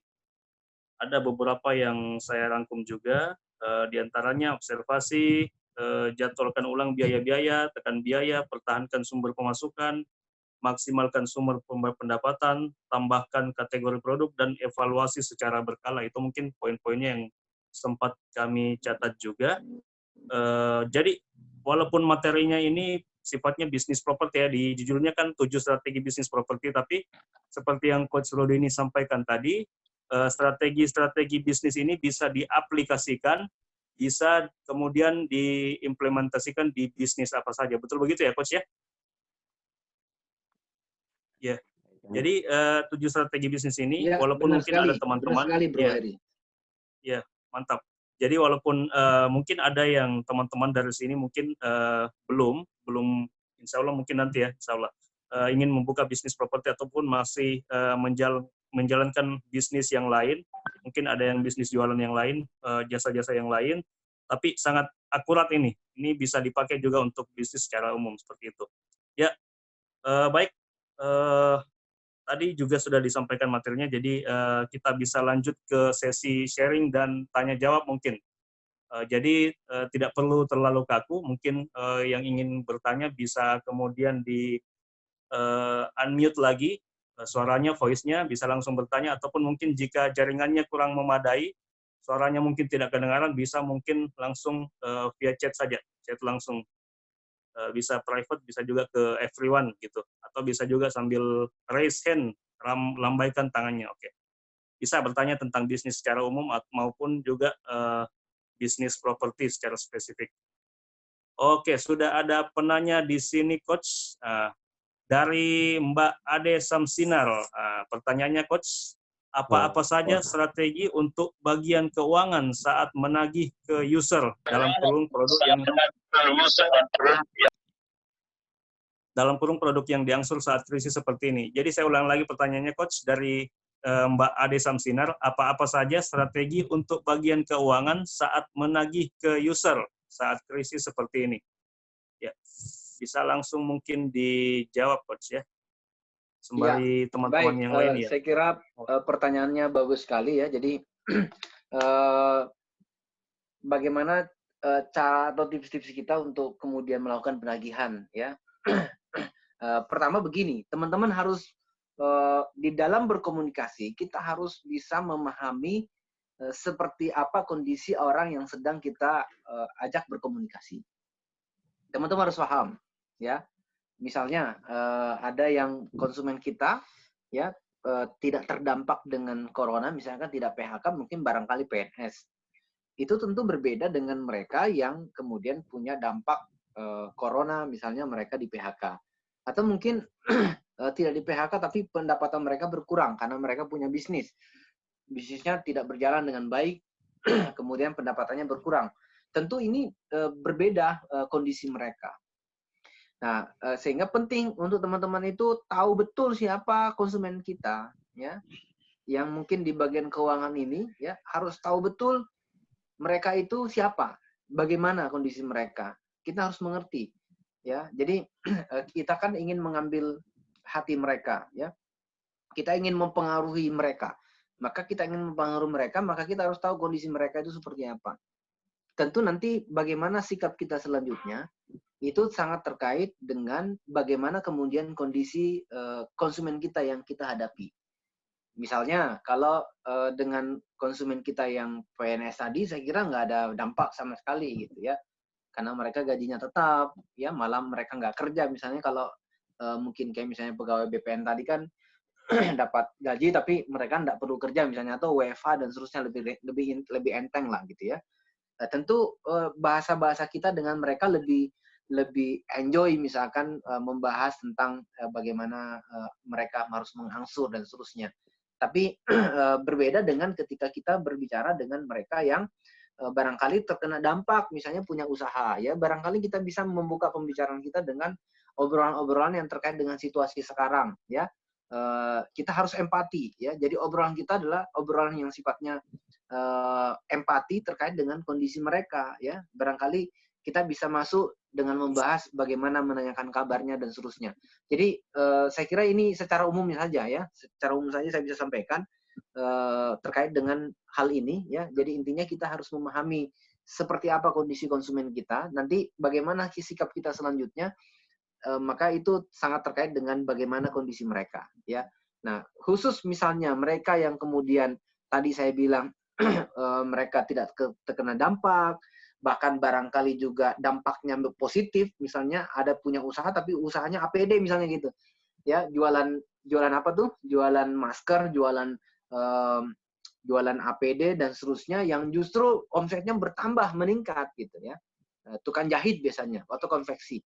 Ya barangkali mereka punya uang lebih, ya kita bisa minta mereka pelunasan gitu ya. Jadi kondisinya sikap kita sangat terkait dengan kondisi mereka. Atau misalnya mereka tidak, histori pembayaran mereka tidak pernah nunggak, juga tidak terkena dampak, ya kita bisa minta mereka pelunasan, ya. Atau misalkan kalau dengan orang yang terkena dampak, ya barangkali kita harus mengerti dulu bagaimana kondisi mereka. Kalau kondisi mereka ternyata memang tidak mampu, ya, barangkali kita harus punya jalan keluar lagi. Misalnya mereka betul-betul tidak punya tabungan misalnya gitu. Tapi kalau punya tabungan, ya nggak ada masalah, kita bisa komunikasikan dengan baik. Tapi kalau misalnya nggak punya, ya kita tawarkan solusi lain. Misalkan ada solusi, misalkan bantu untuk jualin misalnya produk kita. Saya kira hal-hal seperti itu bisa kita lakukan. Saya kira begitu mungkin secara singkat. Saya nggak begitu paham terkait dengan teknis penagihan, ya, tapi intinya secara umum seperti itu, ya. Oke, baik Coach. Jadi seperti itu kurang lebih jawabannya untuk Mbak Ade Samsinar. Jadi kata kuncinya harus pintar-pintar ngambil hati ya Coach ya, harus lihai melihat situasi saat ini juga ya. Ya, betul. Berarti skillnya dalam dalam merayu mungkin, Mak Gula mungkin harus di-upgrade lagi ya Coach ya, seperti itu mungkin. Kan begini sebenarnya, kan begini. Konsumen itu kan sebenarnya ada capacity, ya. Capacity itu berarti kemampuan, ya. Kedua, keinginan, ya. Yang ketiga, keputusan. Jadi konsumen itu kalau mereka punya kemampuan tapi tidak punya keinginan, ya berarti attitude-nya bermasalah kan. Atau misalkan mereka punya kemampuan, punya keinginan, tapi nggak bisa ngambil keputusan, ya maka kita harus melihat tiga hal ini terkumpul di dalam diri mereka, baru kemudian itu bisa terjadi. Jadi termasuk kalau misalnya kita mau beli, mau jual sesuatu, berarti kan kita harus lihat, ini orang punya kemampuan enggak? Oh ya, duitnya ada. Punya keinginan nggak untuk beli? Punya keinginan, belum punya rumah kok, gitu. Yang ketiga, misalnya dia kayak memutuskan untuk beli atau tidak. Ya, kalau mereka terkumpul dalam satu diri mereka itu 3 hal ini, maka insya Allah mereka beli. Termasuk dalam mengangsur juga sama, saya kira. Ya, kalau mereka jangankan ngangsur, makan saja mungkin susah gitu ya. Bagaimana mungkin? Tapi ini kan sangat terkait dengan bagaimana proses awal kita menerima konsumen, kelayakannya gitu. Ya, jangan sampai makan saja sulit, apalagi ngangsur. Ya, tapi kalau misalnya sudah dilakukan proses screening di awal, ternyata karena dampak corona kejadian seperti itu, ya saya kira itu adalah bagian daripada risiko yang harus kita terima. Saya kira begitu. Lanjut, pertanyaan lagi ada? Silakan. Siap, masih ada coach, masih ada di sini. Dari Mbak Sulfika, mungkin beberapa mungkin sudah bisa, ada 3 pertanyaannya di sini coach dari Mbak Sulfika.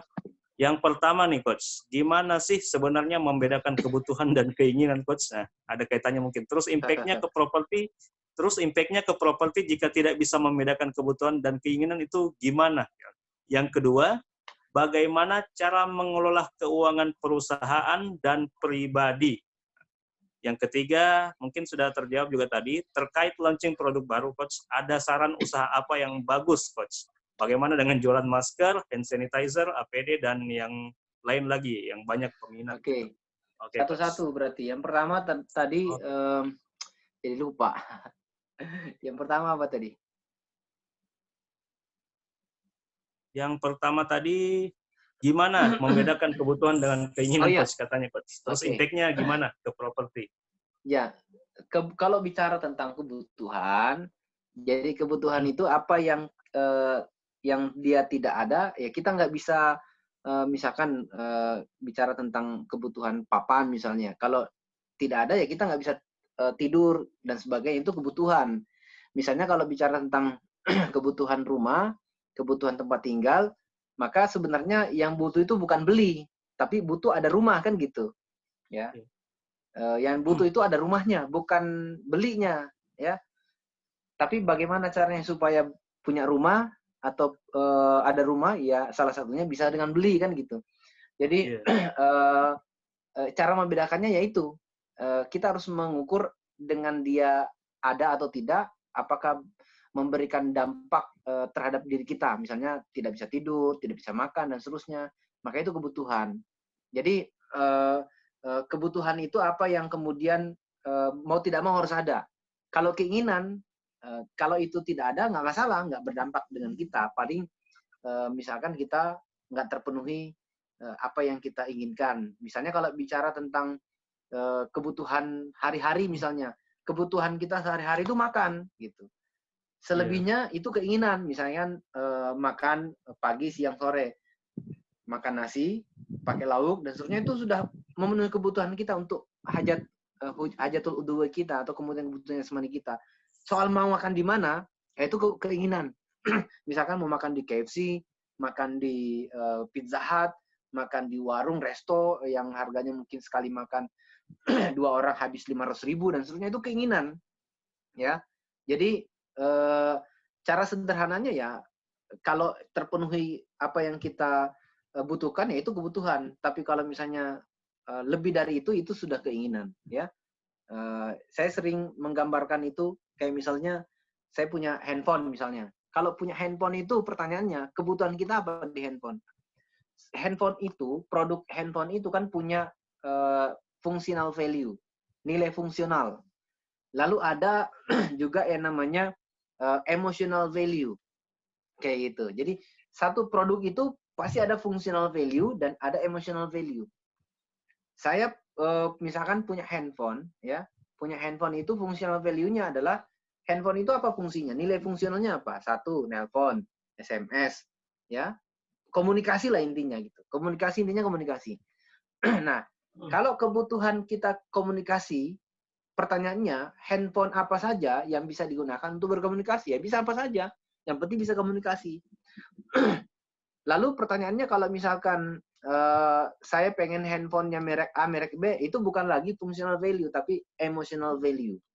Nilai emosional. Wah, saya pakai tablet, saya pakai Mac, dan seterusnya. Itu emotional value. Pengen punya, saya punya handphone, punya Mac, punya ini, dan seterusnya. Itu emotional value. Salahkah? Tidak juga. Kalau teman-teman punya kemampuan. Ya, saya punya teman di, sekaligus guru saya di Jogja itu, omsetnya itu 2 miliar per hari. Coba bayangkan, 2 miliar per hari. Dia nggak punya smartphone. Coba bayangkan. Nggak punya handphone yang seperti kita yang canggih-canggih ini. Dia cuma punya handphone yang bisa nelpon, bisa SMS. Nggak bisa WhatsApp. Nggak ada internetnya. Ya. Dan dia baru saja setelah dia sekian puluh tahun bisnis, ya baru saja kemudian mulai bangun rumah. Sebelumnya dia kontrak rumah sekian puluh tahun. Coba bayangkan, ya, punya omset sekian miliar tapi ngontrak rumah gitu ya.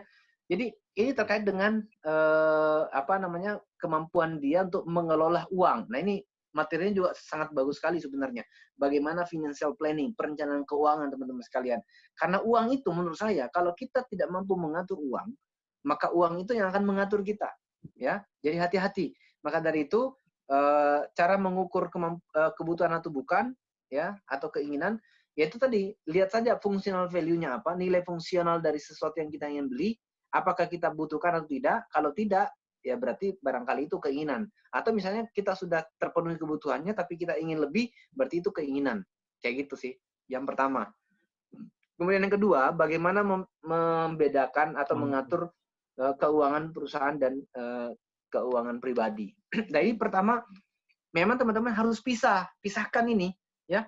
Saya sendiri itu tidak mencampurkan uang pribadi dengan uang usaha.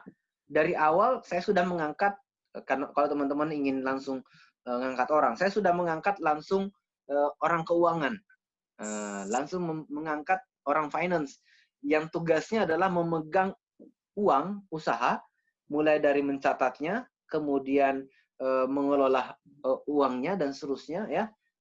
Dia yang kemudian bertanggung jawab untuk itu. Jadi saya tidak pegang, tapi saya tahu saya tidak pegang uang bisnis gitu ya. Tapi secara pribadi kalau saya punya pendapatan yang tidak terkait dengan uang usaha, misalnya saya ngajar, saya jadi konsultan dan seterusnya, saya punya pendapatan, itu masuk di rekening saya pribadi gitu. Jadi pertama harus dipisah antara uang bisnis dengan uang pribadi. Nah, seringkali kekacauan terjadi itu karena tidak mampu membedakan atau mencampurkan antara uang pribadi dengan uang usaha gitu. Nah, ini seringkali terjadi seperti itu sehingga dia tidak tahu ini uang apa yang saya pakai kemarin. Ternyata uang untuk bayar tukang dan seterusnya dipakai buat belanja ke mall dan sebagainya kan gitu.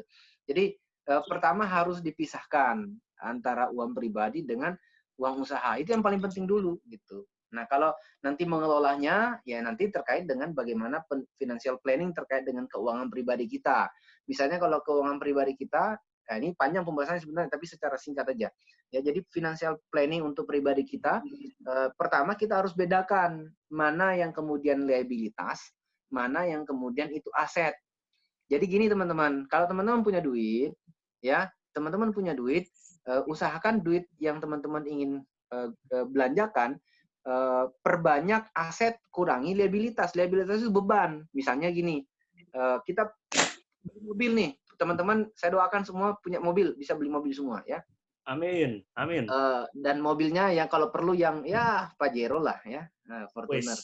Ya, teman-teman beli mobil punya uang, jangan salah, itu bukan aset, ya.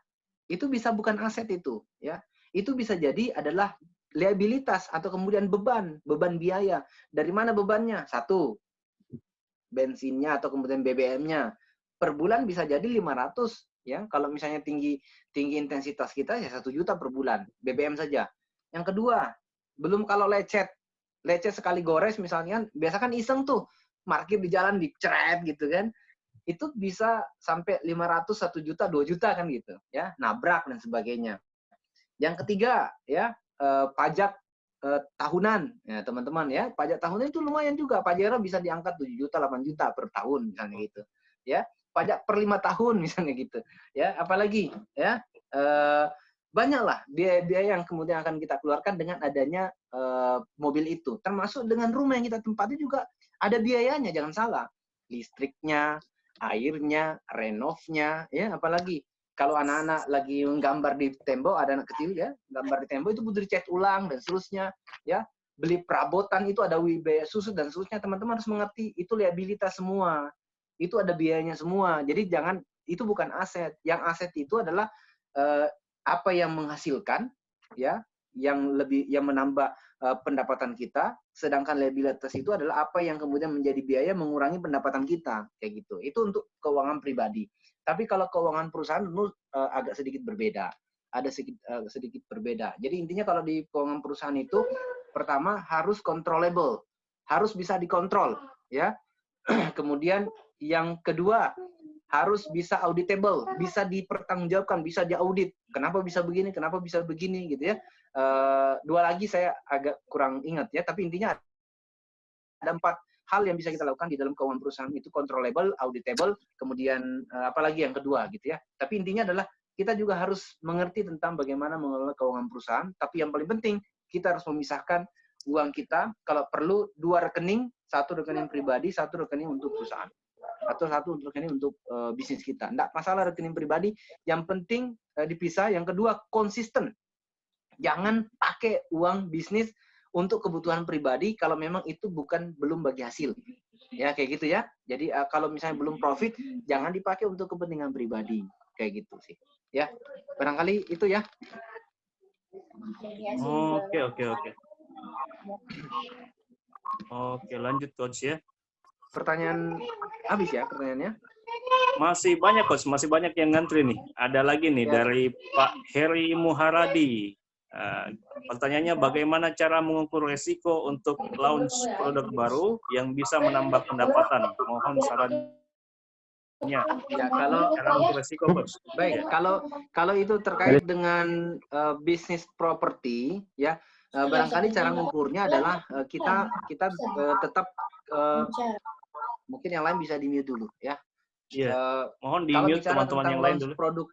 launch project baru terkait dengan properti, maka cara kita untuk menakar risiko atau mitigasi risiko, ya pertama memang yang paling penting kita harus membuat feasibility study-nya, ya. Feasibility study itu menyangkut apa saja, satu legalnya, ya, krisis atau tidak, ya kita harus mengukur atau memitigasi risiko terkait dengan legalnya. Legalnya harus kita pastikan itu aman. Ya, bagaimana cara membuat studi kelayakan terkait dengan legal ini, saya kira nanti pembahasannya ya di lain waktu. Yang kedua, kita harus mengukur risiko terkait dengan atau feasibility study terkait dengan aspek marketnya gitu ya. Misalnya nih, kita nanti bikin project yang peruntukannya untuk investasi. Ya sudah, kita listing dulu nih berapa teman-teman kita yang punya uang 100 juta. Kita tawarkan dulu sebelum kita beli tanahnya gitu. Ya. Teman, bro. Atau misalnya punya keluarga yang punya uang, misalnya punya teman-teman punya relasi. Tawarkan, kalau saya buka project ya, penawarannya begini. Harganya 100 juta per 1000 meter. Berarti kan kena 100.000 per meter ya. Nanti kalau misalnya selesai corona ini mungkin sekitar tahun depan, itu saya nanti akan kelola lagi proyek tanah ini. Saya akan kelola lagi karena saya developer ya. Saya akan kelola dengan akad bisa bagi hasil ya, bisa juga jual beli. Jadi saya beli dengan harga 150.000 atau misalkan dengan harga dengan bagi hasil, misalnya modalnya 100.000, nanti bagi hasilnya profitnya kira-kira dapat di angka sekitar 50.000 per meter dapatnya, misalnya berarti 150.000 dapatnya. Itu pertama kita harus nyiapin marketnya dulu ya. Itu sangat mitigasi resiko sekali gitu ya, sangat bisa menekan resiko sekali. Pertama legalnya aman, yang kedua marketnya sudah siap, pembelinya sudah siap gitu. Kalau misalkan kita punya 1 hektar 1000 meter per 1 orang 100 juta, ya kita siapkan mungkin 20 orang ya, 20 orang ya. Kedua, siapkan marketnya. Yang ketiga, Yang ketiga itu mungkin perencanaannya seperti apa, perencanaan proyek kita seperti apa. Kalau misalkan untuk kebutuhan investasi saja, ya barangkali untuk perencanaannya tidak perlu ada biaya-biaya yang banyak karena tidak ada pengolahan lahan, tidak perlu ada kemudian legal macam-macam karena kita cuman flipper aja, cuman apa namanya, sekilas aja kita beli lalu kita jual, kita flipper namanya itu ya. Jadi mungkin nanti secara legal nanti berpindah ke atas nama seseorang ya pada saat kita kelola nanti ya. Tapi untuk di awal mungkin tidak butuh ya. Tapi kita butuh perencanaan mungkin gambarnya atau kemudian set plan-nya kayak apa, perencanaan set plan-nya nanti kalau dijual dan seterusnya berapa unit, berapa potensi margin yang didapatkan oleh investor dan seterusnya ya. Kita butuh siapkan itu ya. Kemudian apalagi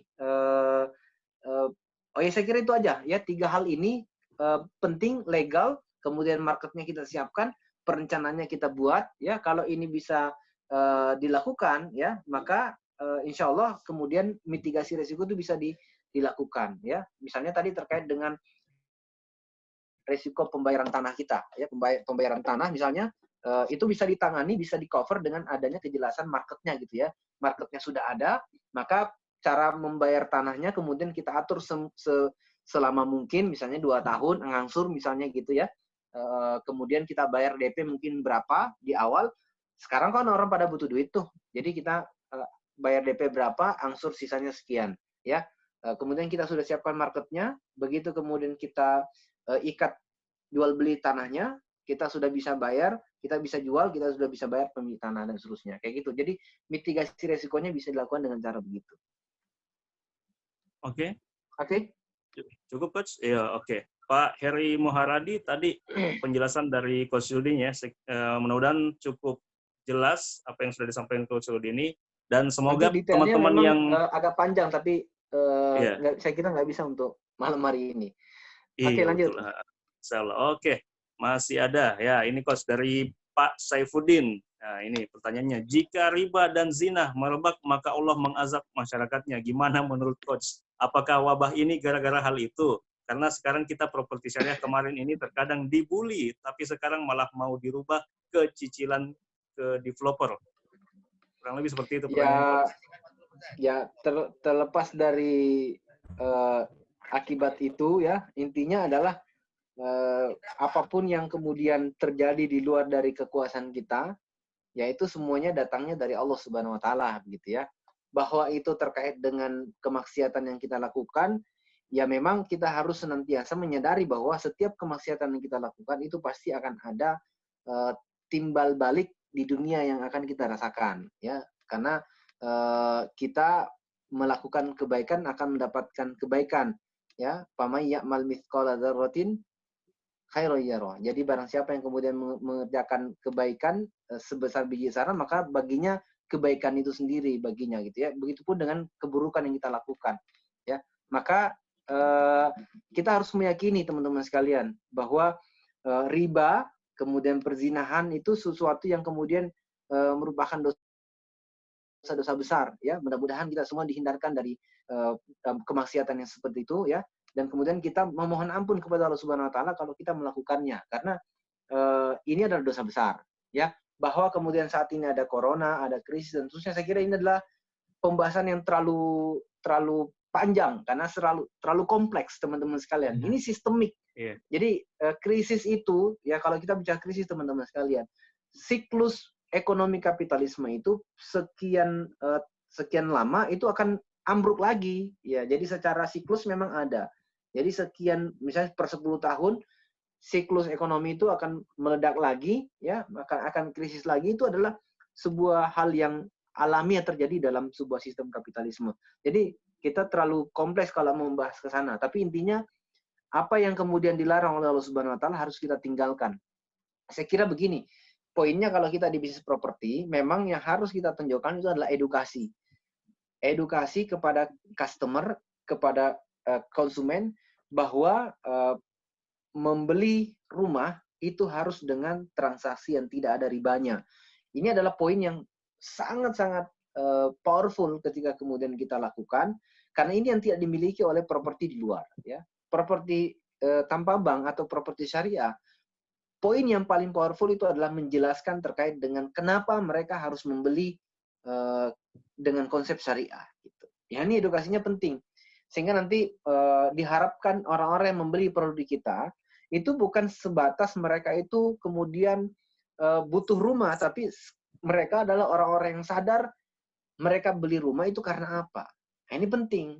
Jangan sampai kemudian mereka membeli rumah tidak menyadari bahwa poin yang kita tawarkan adalah poin-poin terkait dengan aspek syar'inya, tidak ada riba, tidak ada denda, tidak ada sita dan seterusnya, ya, sehingga nanti ini akan mengedukasi mereka, ya.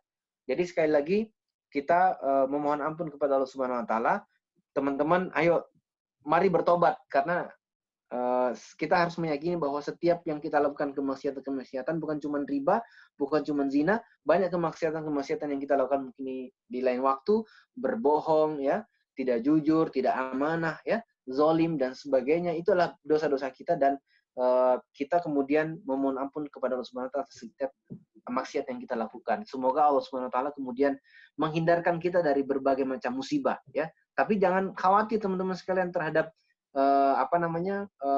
musibah-musibah yang menimpa kita selama kita menjalankan apa yang menjadi perintah Allah Subhanahu wa taala dan senantiasa bertobat atas apa yang kita lakukan. Jadi tugas kita manusia itu teman-teman sekalian, saya ingat pesan guru saya. Tugas kita sebagai manusia itu cuma dua, sederhana aja. Berdoa supaya amal-amal kita, amal-amal sholat kita diterima oleh Allah Subhanahu wa taala, gitu. Itu yang perlu kita khawatirkan. Yang kedua, yang perlu kita khawatirkan adalah jangan sampai dosa-dosa kita itu tidak diampuni, gitu, ya. Jadi yang perlu kita khawatirkan, dosa kita tidak diampuni, amal kita tidak diterima. Jadi setiap hari itu kita harus mikir, ya Allah, amal saya itu diterima atau enggak sih, gitu. Maka kita terus berdoa kepada Allah Subhanahu wa taala supaya amal soleh kita diterima. Kemudian yang kedua, berdoa supaya dosa-dosa kita diampuni oleh Allah Subhanahu wa taala. Jangan sampai kita bertaubat tapi nggak diampuni oleh Allah Subhanahu wa taala. Makanya kita butuh berdoa supaya dosa kita diampuni dan amal kita diterima. Dan yang paling penting, kita perlu barangkali berdoa agar doa kita diterima, kan gitu. Ya, jangan sampai doa kita perlu didoakan, gitu. Karena barangkali doa kita kurang khusyuk, ya, kurang maksimal dan seterusnya, sehingga doa itu sendiri butuh didoakan. Kayak gitu teman-teman. Mudah-mudahan poinnya dapat, ya.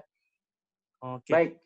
Siap, Coach. Oke, lanjut lagi dari Pak Amran. Saya singkat aja nih, Coach, ya, karena agak panjang ini pertanyaannya. Intinya gini, saya seorang pemula di dunia marketing. Sekarang pemasaran masih terbatas di medsos, khususnya Facebook saja.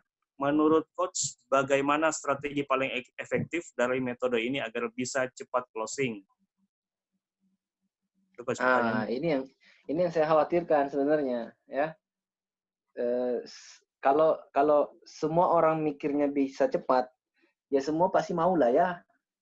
Jadi ini menarik sebenarnya karena semua kita itu selalu pengennya cepat. Padahal yang kita butuhkan itu bukan cepat. Yang kita butuhkan itu adalah apa? Bukan kecepatan tapi keberhasilan, gitu, ya. Jadi pilih mana teman-teman, cepat tapi nggak berhasil, gitu, ya. Atau misalkan berhasil tapi nggak cepet, gitu. Pilih mana? Kalau pilihannya seperti itu, ya pasti pilihnya berhasil walaupun nggak cepet, gitu.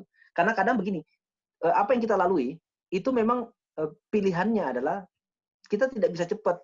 Karena kecepatan itu teman-teman sekalian itu hanya ada ketika teman-teman sudah expert, sudah ahli. Bagi teman-teman yang baru mulai, sangat tidak disarankan untuk berpikir cepat, ya.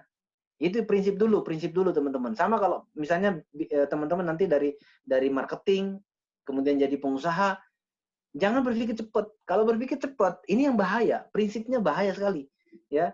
Karena kalau berpikir cepat, pengennya dapat duit, pengen cepat dipakai misalkan jalan-jalan, gitu kan, gaya hidup, makan sana sini, belanja sana sini dan seterusnya, dipakailah uang bisnis dan seterusnya, pakailah uang usaha, ya. Karena pengen cepat menikmati, pengen cepat merasakan dan seterusnya. Padahal semua punya waktu. Gini, setiap kita punya masanya, gitu, ya. Kalau teman-teman melakukan apa yang memang baik, teman-teman akan mendapati masanya sendiri, ya. Sebagaimana misalnya teman-teman misalnya saya punya usaha sekarang, ya, ada yang profit, ada yang masih jalan dan seterusnya. Itu sekarang adalah masa di mana saya menikmati profit. Sebelumnya butuh sekian tahun untuk kemudian tidak menikmati itu. Jadi setiap kita pasti punya masanya kalau kita mau melakukannya. Itu yang pertama. Prinsipnya dulu teman-teman sekalian. Kalau baru mulai, jangan berpikir pengen cepat. Itu satu. Yang kedua, ya, saya menyarankan teman-teman sekalian pakai prinsip ini. Kalau teman-teman ingin bertumbuh, pertama, teman-teman harus apa namanya, the law of intention. Apa itu? Hukum kesengajaan. Hukum kesengajaan itu maksudnya begini, teman-teman harus menyengajakan diri, ya, untuk mau bertumbuh gitu, ya. Kalau teman-teman tidak menyengajakan diri, terpaksa dan seterusnya, nggak ada pilihan lain dan sebagainya, agak lambat biasanya. Maksudnya agak sulit untuk teman-teman bisa bertumbuh, ya. Jadi teman-teman harus sengaja bertumbuh nih, ya. Berarti kalau sengaja teman-teman harus menyadari teman-teman harus bertumbuh. Kenapa harus bertumbuh? Teman-teman harus menyadari itu, ya. Teman-teman sadar nggak kenapa jadi marketing, gitu. Oh, menjadi marketing karena saya ingin jadi developer misalnya. Ya sudah, harus teman-teman menyadari itu. Jangan tidak sadar gitu. Jadi pertama harus menyengajakan diri bertumbuh, ya. Yang kedua, ya, teman-teman harus bisa memakai apa ya? Ada satu hukum, the law of reflection. Harus bisa merefleksikan diri, bercermin nih. Kenapa saya belum bisa closing? Apa yang saya kurang misalnya? Teman-teman harus bisa melihat itu, ya. Dan waktu dulu teman-teman banyak yang jadi agensi, jadi marketing di kita, ya itu mereka semuanya bertumbuh, ya. Ada yang bikin agensi sekarang, ada yang jadi developer sekarang, ya. Ada yang kemudian macam-macam lah, ya. Mereka bisa bertumbuh itu karena mereka bisa merefleksikan diri, mereka lihat apa yang mereka kurang, ya. Jadi kalau teman-teman belum bisa closing, teman-teman hanya butuh konsisten aja. Yang ketiga konsisten gitu, ya. Jadi pertama sengaja, yang kedua merefleksikan diri apa yang kurang. Kalau kekurangan teman-teman itu adalah ilmunya, ya teman-teman harus belajar bagaimana cara apa yang dibutuhkan misalnya. Teknik closingnya kurang, ya sudah belajar teknik closing. Jadi teknik belajar itu jangan belajar semua. Jangan pelajari semua, tapi belajar yang dibutuhkan. Misalnya teman-teman marketing. Apa yang dibutuhkan di marketing? Cara closing. Nah, berarti teknik closing yang dipelajari gitu. Jangan belajar tentang public speaking. Nah, nggak penting. Closing itu nggak terlalu butuh tentang teknik public speaking. Kadang orang nggak bisa ngomong closing gitu. Kenapa? Paham tentang teknik closing. Jadi harus mengerti tentang teknik closing. Berarti kalau teman-teman kekurangan ilmu setelah merefleksikan diri, berarti teman-teman harus belajar apa yang perlu dipelajari, inventarisir apa yang dibutuhkan, misalnya tentang teknik closing. Sudah belajar teknik closing. Ada banyak sekali. Saya tidak akan bisa menjelaskan tentang itu karena terlalu banyak yang harus dijelaskan, ya. Yang ketiga, konsisten. Tidak ada cara yang paling efektif yang bisa mengalahkan konsistensi. Orang boleh pinter, orang boleh cerdas, tapi tidak bisa mengalahkan orang yang konsisten. Apalagi kalau sudah cerdas lalu konsisten. Ini luar biasa gitu. Jadi teman-teman harus bisa konsisten menjalankan apa yang sudah dimulai, ya. Ini soal waktu aja. Saya selalu mengatakan kepada teman-teman, kalau teman-teman pengen cepat, ini yang menjadikan kita menjadi tidak bisa sampai-sampai kepada tujuan. Jadi gini teman-teman, kalau kita ingin berjalan dari satu titik, naik motor misalnya, atau bawa mobil, ya, dari satu titik ke titik A, butuh sekitar mungkin 10 kilo gitu, ya. Kalau malam hari kita bawa motor, ya, itu lampu motor kita itu cuma bisa nyenter sampai mungkin 5 meter ke depan. Kita tidak butuh motor yang bisa nyenter sampai 10 kilo, ya. Maka dari itu teman-teman sekalian, teman-teman tidak tahu apa yang akan terjadi 1 tahun, tapi teman-teman bisa punya center yang bisa melihat apa yang teman-teman akan lakukan besok. Jadi fokus kepada apa yang bisa dilakukan saat ini, apa yang akan dilakukan besok. Terserah nanti bagaimana 1 tahun ke depan. Yang jelas kalau kita lakukan itu terus, kita akan sampai di 1 tahun mendatang dengan kesuksesan yang akan kita raih. Seperti tadi naik motor, kita tidak butuh senternya sampai kepada 10 kilo. Kita cuma butuh motor yang senternya sampai 5 meter. Begitu masuk 5 meter, senternya berpindah lagi ke 5 meter berikutnya, dan seterusnya. Begitu terus sampai kemudian kita sampai di tujuan. Maka sama dengan ketika kita ingin sukses, teman-teman sekalian. Pertama sengaja, yang kedua refleksikan diri, yang ketiga adalah konsisten. Yaudah, pokoknya konsisten aja terus. Insya Allah nanti teman-teman kita akan bertemu di masa di mana teman-teman sukses. Ya, kita doakan semua teman-teman yang konsisten, insya Allah akan mendapatkan kesuksesan. Saya kira gitu. Oke, lanjut lagi coach ya. Oke. Ya mungkin sudah jam berapa ini? Ya mungkin satu pertanyaan lagi. Kasih coach. Satu Baru lagi jam mungkin coach. 10 pagi coach. Baru jam 10 pagi. Baru jam 10 pagi ditanya coach. Lanjut. Oke, dari Pak Abdul Aziz dari teman-teman Kansa Properti Syariah. Agak panjang juga pertanyaannya, saya singkat saja. Intinya gimana caranya agar bisa sukses kuliah dan juga bisa sukses berbisnis? Gimana caranya agar tidak saling mengorbankan satu sama lain? Intinya gitu, Coach. Sukses kuliah, sukses juga di bisnis. Ini properti. pertanyaan yang mudah ini. Kalau mau sukses kuliah, sukses bisnis, ya sudah jalankan semuanya baik-baik. Udah, insya Allah. Oke. Jadi kuliah baik-baik, ya, atur waktunya, ya, atur waktu, kemudian jalankan semua prosesnya dengan benar, insya Allah nanti sukses semua gitu. Tapi begini teman-teman, saya menarik. Saya itu kuliah di Unhas, di ITB itu informatika, ya. Kemudian saya sekarang berbisnis yang tidak ada hubungannya dengan informatika. Pertanyaannya adalah, apakah perlu kita kuliah atau tidak? Kira-kira perlu kuliah atau tidak? Kan gitu. Ya. Nah, perlu atau tidak, ini bukan yang penting gitu. Ya, bukan yang terpenting kita perlu kuliah atau tidak. Yang paling penting sekarang kita sudah menjalani apa? Misalnya teman-teman mahasiswa dan juga pengen usaha, ya sudah. Karena teman-teman sudah jadi mahasiswa, ya sudah jalani saja gitu. Ya. Toh itu adalah hal kebaikan. Karena ternyata begini, akumulasi pengalaman kita di kuliahan itu sangat berdampak nanti pada saat kita nanti menjalani kehidupan di luar, ya. Jadi apa yang kita dapatkan di kampus, ya, akumulasi pengalaman kita itu kita butuhkan nanti pada saat kita di luar, ya. Jadi jangan dibenturkan lagi antara kuliah sama tidak. Kan ada sebagian orang yang mengatakan, misalnya Bob Sadino mengatakan kalau mau jadi pebisnis ya sudah berhenti kuliah kan gitu, ya. Atau gantung pensil misalnya gitu. Saya kira ini tidak perlu dikotomis, nggak perlu dibenturkan antara kuliah dengan berbisnis. Semuanya masih bisa dijalankan bersama supaya kemudian kita bisa sama-sama sukses di situ. Kalau misalnya saya kuliah di Unhas, kuliah di ITB, alhamdulillah selesai semua gitu, dapat gelar, dapat sertifikasi dan seterusnya, ya, pernah ngajar dan sebagainya. Kemudian saya juga berbisnis, ya, pada saat kuliah juga masih bisnis. Caranya saya membagi waktu, sama dengan keuangan harus dipisah gitu. Kalau kuliah jadwalnya kuliah, selain kuliah mungkin bisnis atau kemudian belajar usaha dan seterusnya. Ya memang nanti kemampuan mental kita itu diuji pada saat kita melakukan itu bersamaan, ya. Jadi ketika kita menjalankan dua aktivitas bersamaan yang berbeda, inilah sebenarnya sebuah pengalaman yang membentuk mentalitas kita.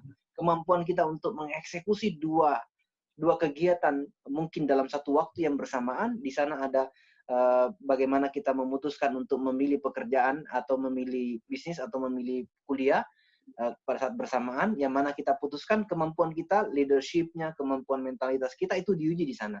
Jadi nggak apa-apa teman-teman ini selama masih bisa bernafas, penuhi dengan berbagai macam kegiatan-kegiatan yang positif, ya, kuliah, mungkin kerja, mungkin bisnisnya. Nanti teman-teman bisa menjadi manusia 4 kuadran, menjadi employee, self-employed, menjadi business owner, menjadi investor.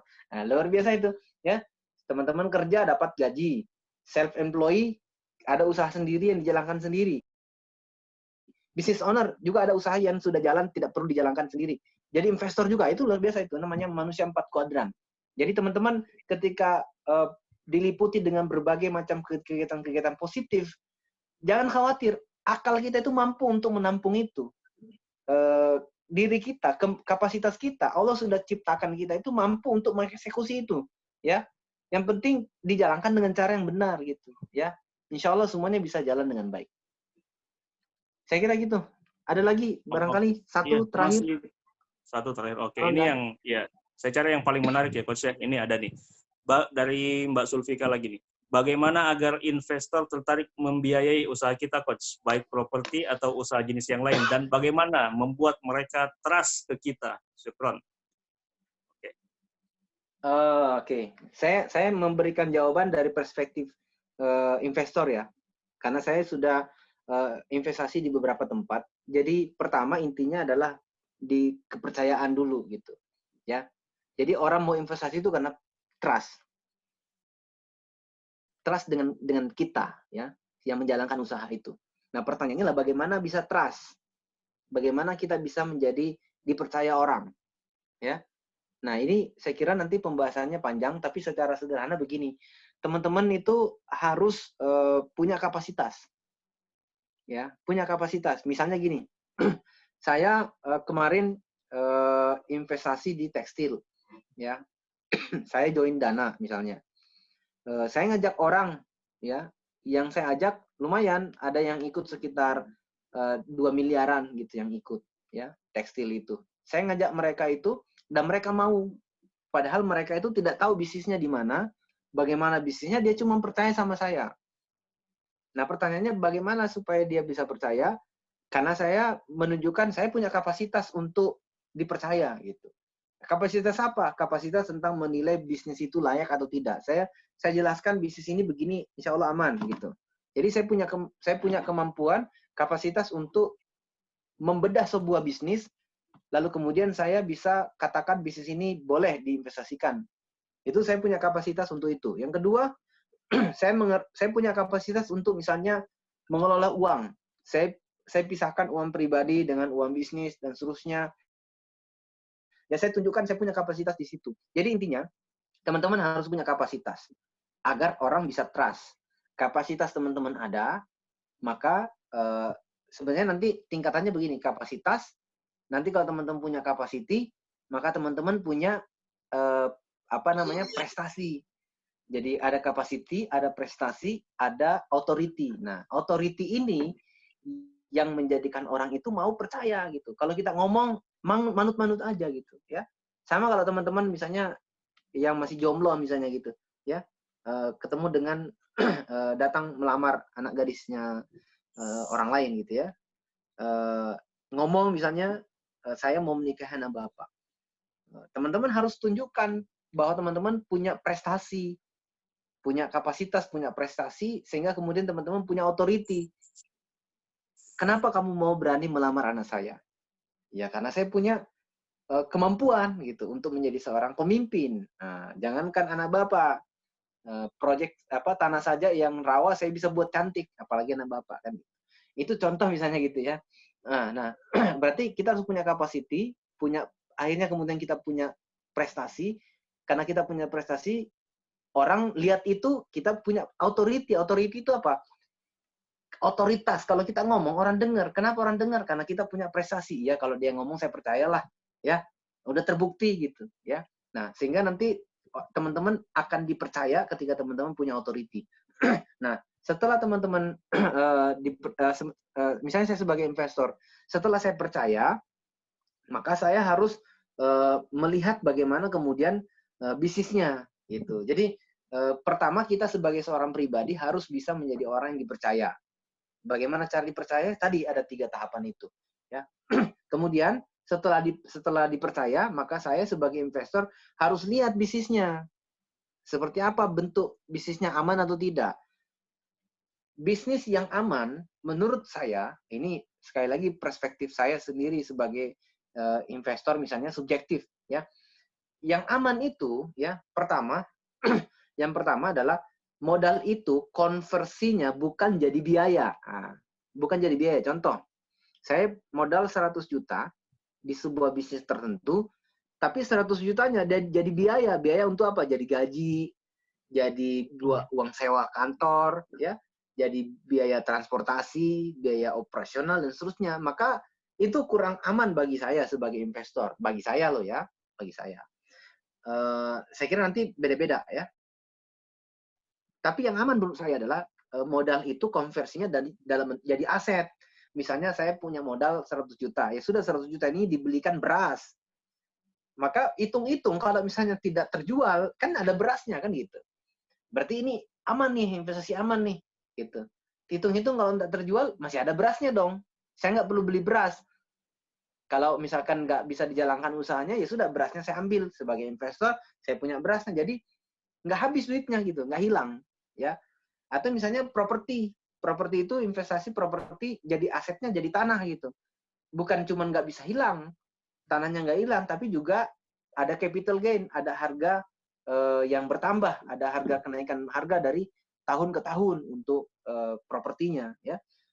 Sama dengan bisnis, ya bisnis trading misalnya beras, kemudian mungkin kacang, kedelai dan seterusnya, bawang dan sebagainya. Ya, itu menurut saya adalah bisnis yang aman, adalah bisnis yang modalnya terkonversi jadi aset, bukan jadi biaya semua. Kalaupun ada biaya mungkin sekian persen, tapi selebihnya lebih banyak jadi aset, sehingga nanti aset ini bisa tetap diamankan ketika kemudian usaha itu tidak bisa berhasil.